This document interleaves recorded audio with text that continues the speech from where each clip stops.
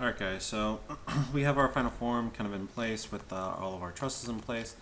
But I kind of wanted to go in and get some of those other support columns just in there real quick, and also get just kind of like quickly my glass enclosure in here. So I actually want to do, I'm going to do unhide all, and then rehide this guy. So then I'll come in here at F4 to show my stuff, select my second plane here, and I'm just going to right click up here and again move this off like 1,000 feet. Just so I can easily kind of come in here and grab what I need to grab. So what I'm going to do is actually go into my border solid object, and when I select this edge, it's selecting the edge that I've cut out, because I want my my line to come up and kind of match up with that geometry. What I could actually do if I wanted some inset on this, I would come and I would do create shape. Actually, I guess what I would really want to do is I'd probably import, just so I don't have to worry about making it my shape flat again and planar. What I would do is I would do import again. I would bring in my roof plan again, hit OK, hit Shift G to hide my geometry, grab my line work, move this over 1,000 feet, hit Shift G again. So to show my geometry, then I would grab my spline here, delete out my middle stuff, because again I'm just interested in this outer ring. I'm going to then make sure that's selected, and I can see it's selected here. And then I'm going to come down and I'll crank up my outline just to something like, oh, I don't know, 10 feet, something like that. So, and then delete that off just so that it's inset a little bit. So then what I'll do is, again, I kind of want to keep this geometry the way it is. So I'll do tools, array. I just kind of want to make another copy off to the side here. We'll do another 1,000 feet off to the side here. Hit preview, hit OK, and then I'll grab this guy and move this off 1,000 feet. Basically because I just don't want to destroy this geometry, in case I wanted to go back and do whatever with it. So then once I have here, again, I'll do a shape merge to it. So I'll come under my create geometry here, go into compound objects, go into shape merge, pick a shape, and I want to pick that shape and have it merge up to the surface. Then what I'll do is come back here to my modifier tab, select edit poly, and if I go into my shaded view, I should be able to then, I think I can do border and select, I guess, polygon. So there's polygon. So what I would want to do is do select invert, delete out my edges, then come into border and select that border. So once I have that border selected, I can come down and do create shape, which is, where are you? Create shape. So I have my edge vertex right here, create shape. Under edit borders, I click on settings. Again, I want to make sure it's linear and not smooth. You can even give it a name like glass curtain wall. Click OK. Once I have that shape kind of created, I can come click the little plus there and get out of my borders command. And then if I hit Shift G, you can see that's kind of my border here, and then I hit Shift G and kind of bring back my geometry, and then just move this back into place 2,000 feet.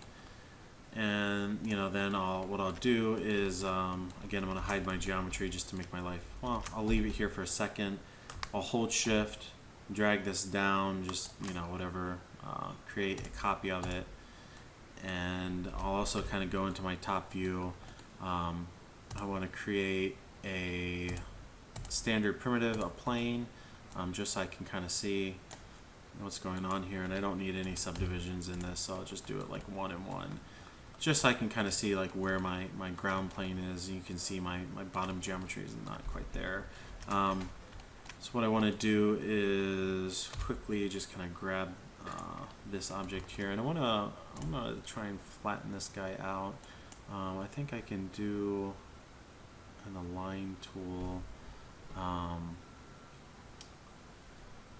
First line, I'm not seeing it in the... I mean, if you wanted to, you could...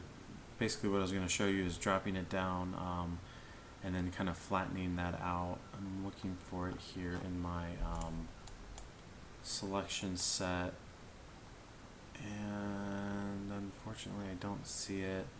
I think what I would have to do is actually apply and edit poly to that. So we'll right click and isolate that layer, isolate that guy. I'll go into my top view. Then I'll come into here. It's a little more complicated if I want that bottom shape flat, and then I'll do make planar. And it's based on the view I'm in, so since I'm in my top view, it's gonna align to that view, I believe. Or I guess I do make planar in the Z. Yeah, there we go. So I had to do make planar in the Z. So I guess make planar does it by your normals or something like that. So if I do it in the Z, that kind of flattens it out. Once it's then flattened, I can then come back into my border, for example, grab that border, again recreate the shape from it as a linear shape, unselect that shape, and then delete that out. You know, and that, you know, I didn't click anywhere else on the screen, so it was still all selected, and as soon as I deleted it out, you know, that was no longer there because my isolate selection was based on that object. So, you know, if you kind of got lost there for a second, I'll just kind of quickly do a box here. If I right click and do isolate, and I'm doing all kinds of manipulations, blah, blah, blah, I get finally what I need out of it. I extract some shape.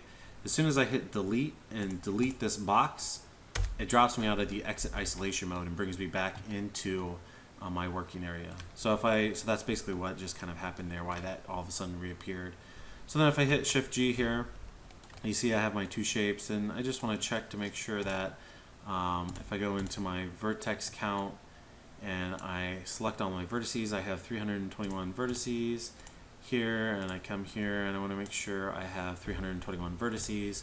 So that's kind of important because what I'm going to do is one, I'm going to scale this, so hit R on my keyboard, scaling the X and Y just down a little bit so I have a slant, maybe not quite that much. I'm going to go into T for top, Z for zoom, and I just want to scale this down just a bit, and then you know, maybe I'll shift it back just a bit too, just so I get like some slant going on there on my outer kind of shell on the front. Maybe I'll scale it down just a bit more and scoot it back just a bit more. So something like that. And then what I can do under my spline modifier over here, I can do attach to the surface, and then I should be able to come in here and do that same. And you see it's not liking. So apparently flattening that out and doing that cross section modifier, it's not really liking that too much. It's kind of freaking out on me with the scaling. So, you know, it's basically just to kind of solve that problem for now. What I'm going to do is just go into my spline modifier here, and I'm just going to make a copy of this down. Then I'll go into my top view, R for scale, scale this down some so it's the exact same shape. I'm doing the cross selection too so that it doesn't freak out on me. Then get out of here and do the cross selection, and this should be much cleaner as you can see here. And then if I go, let's see, right now it's just curves, so if I do Shift G, that kind of shows me what I'm working with here. You know, and obviously the bottom doesn't have to be that low, so I could come into my, you know, whatever layer I want to come into, make sure I have this selected, go into my front view. You know, this is kind of where I have that plane is that orange line, so I can come up here and just kind of get it a little bit closer so I don't have as much geometry kind of wasted there. And so, you know, I kind of have that there sitting on the surface, and then what I can kind of do is come in here and apply a surface modifier to it, do that to give it some geometry, and it looks like it actually, the normals are in the inside there. So if I did an edit mesh, for example, and you know, this kind of comes into play when you go to render stuff, but if I go and I select all of these surfaces and I show my normals, you can see the normals are kind of facing inward. So if I scale this up and actually look here, you can see all those normals are facing the inward direction. So later when I come to render this, you know, it's kind of important that those normals are facing out. So what I kind of want to do is come back down in my surface modifier. I'm going to flip my normals, and then when I go back up in my editable mesh, now you see all my normals are now facing out for my glass surface that's there. So once I kind of have my glass surface in place, and I'm relatively happy with it, I'll take off that edit mesh. I was just kind of showing you the normals there. What I want to do next is I want to come in here and add some of those support columns. So I'm just going to hit Alt X just so I can kind of see through. That gives me like a wireframe mode there, just so I can kind of see through this curtain wall here that I've created. And again, I could come up and similar to some of the other techniques, give this like a generate some topology on this, and break up the lines and inset my surfaces and get some very quick like mullion or line work off of my shape and off of my geometry, and have it very quickly kind of conform to the shape that I've created here. But I'm not going to do that. I want to focus on these support structures here in the next couple of minutes. So I'm going to go to my last file and import, which is just called X column, and I'm not going to open it in CAD. It's just a very simple welding vertices really doesn't matter here. It's just more for my reference. I also kind of want to come and I'm just going to hide these guys out here for now, just so I just have all my geometry. And if I do Shift G again, that's hiding all my geometry. So you can see these are basically what I've imported, just kind of reference points for where those columns are supposed to be. And if I do Shift G again, what I kind of want to do is I'm going to shift them up just so that the center point is on one of my trusses, and then I'm going to come out basically to these points here roughly along the lines of where this is coming out. And if I need to go in and adjust where all of these are specifically, I come into my spline data here, and again, CAD is not the end-all kind of thing, and I can come in and scoot this stuff over to where to where it needs to be. Maybe I do every other. So if I'm doing here out to this truss and this truss from the mid truss, I would then want to come here so that I'm connecting along this truss from these 2 points. And again, here I would want to bring it here. Yeah, so then I'm connecting out into the middle truss. So basically it's like every other truss is what I'm doing, and bring this guy up. And they're just kind of there for reference points. So if I turn this off now, hit F3 to kind of come into here, you can also see it brought it in right where it created that plane, so it's kind of down on my ground level there. If I go into my front view and look at this thing, that's where those are. They're sitting right on top of that ground plane that I just kind of quickly threw in there. So then the last thing I kind of want to do here is begin to connect some of these points. Now to do that, I'm going to select my roof that I've created. I'm actually going to rename this roof final, just because I have some other stuff that's hidden. So when I unhide this, it'll be easy to find. I'll right click, I'll do hide selected. When I want to unhide it, I can do unhide by name and select what I've kind of called a roof final here. But for now, I'm going to cancel all of that. Hit T for top, Z for zoom, F3 to undo my shading.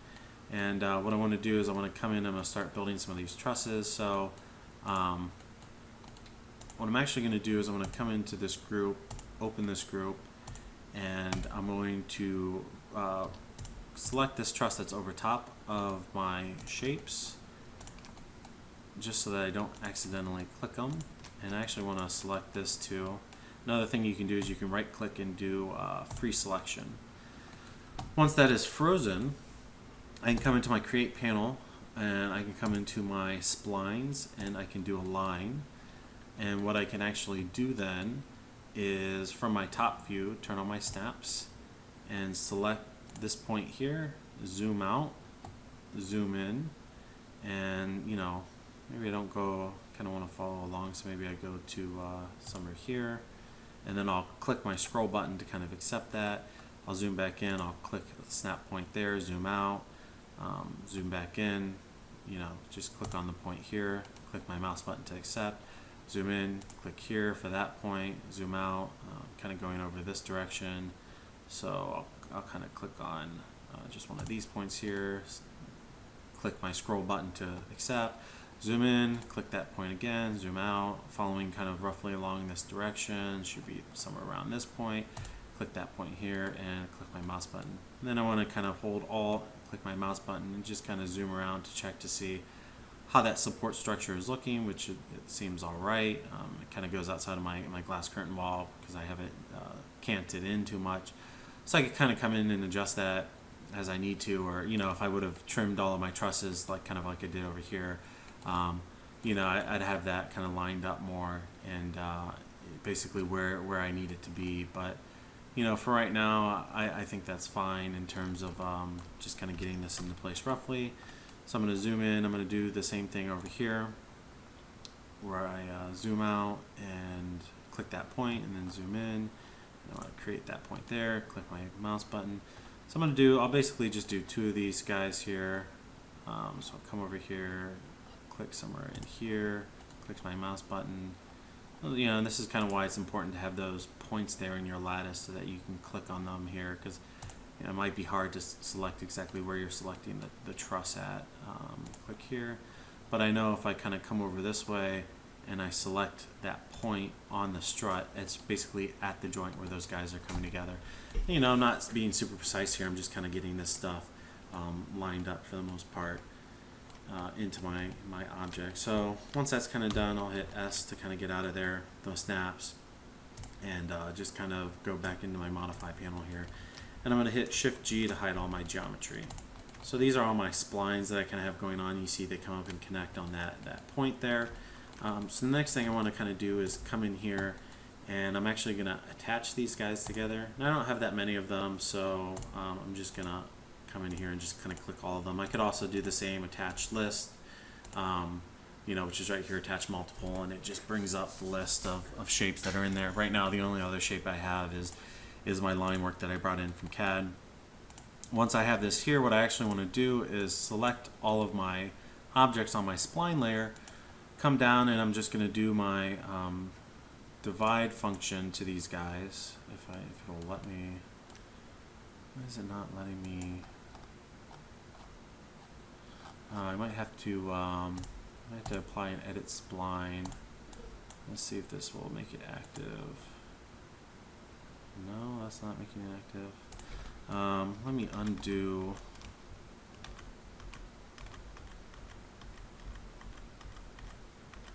So I'm undoing all of my merging here. I might have to do this before I merge them together. Why is this not letting me divide this out? Detach, divide.